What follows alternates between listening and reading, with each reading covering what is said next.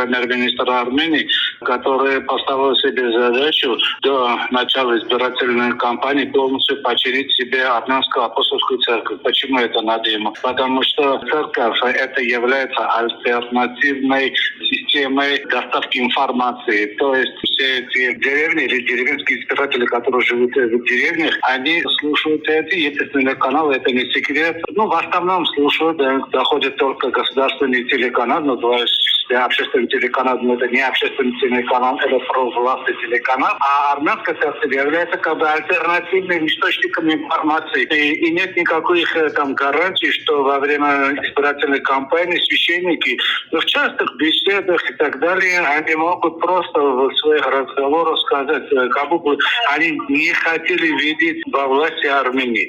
А чтобы этого не допускать, плюс не забывать, что это национальный институт Армении, там есть до сих пор есть эта проблема Арцаха, где премьер-министр полностью все те вопросы, связанные с Арцахом, он просто убирает из учебников, из других таких материалов, но из церкви не может убрать, потому что арцахская эта тема, там есть, еще и со своим руководителем. Это тоже нежелательно для руководителя Армении. Поэтому это главная церковь. Подчинить себя и, если это получится, естественно, убрать католиков со своих армян. Но воскресная, это псевдолитургия, или как она так называется, она показала, когда со всеми административными ресурсами премьер-министр Армении смог собрать где-то 500-600 человек, из них где-то половина это были оперативники, как говорят журналисты, так переодетые в гражданскую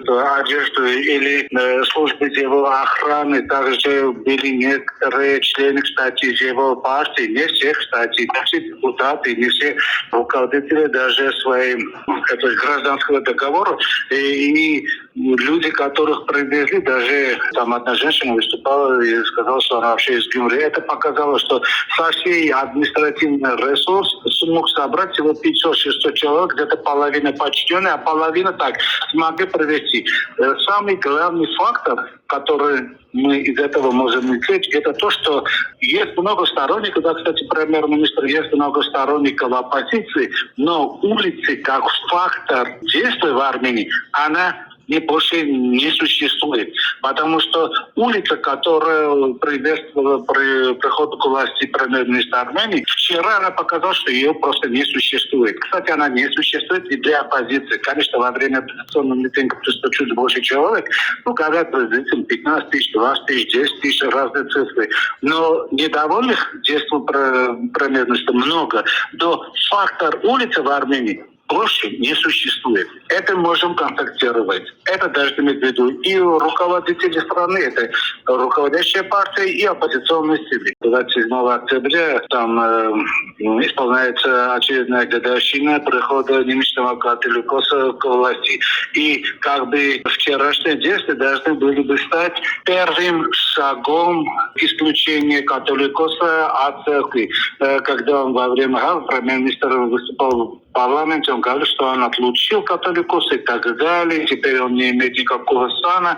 И начинается великий поход против церкви. Но когда он вчера увидел, что со всеми административными ресурсами он смог собрать всего 500-600 человек, и тот половина, говорю, это были работники, зависимо от его структуры, там полиция, государственная служба охраны и другие там охранные службы, тогда некоторые члены его партии и так далее. Он увидел, что нет той силы, чтобы начать якобы поход против католикоса и начать его исключать. Поэтому он тихо, так сказать, очень плавно опять заявил, что в следующее воскресенье опять будет поход в сторону Ованованка. Тем самым он постепенно исключает этот свой поход, намеченный поход против католикоса, потому что люди это не может собрать. А идти 200 человек и сказать католикос, уходи, потому что сам за мной стоят 200 человек, но это смешно, потому что в то же время тысячи людей стоят.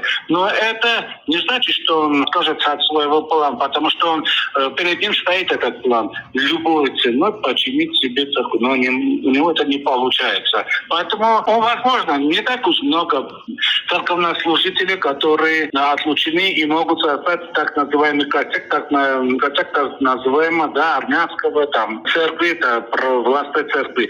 Но может, потому что он сказал, что во время опять выступления в парламенте, что очень много зданий, как исторические здания, да, но церкви, они историческое, имеют историческое значение для нас, они как бы находятся не на балансе церкви, а на балансе правительства, как исторический объект. И он собирается все эти объекты передать этой создающейся альтернативной церкви. Ну, скажем так, хочет создать что-то наподобие украинского варианта.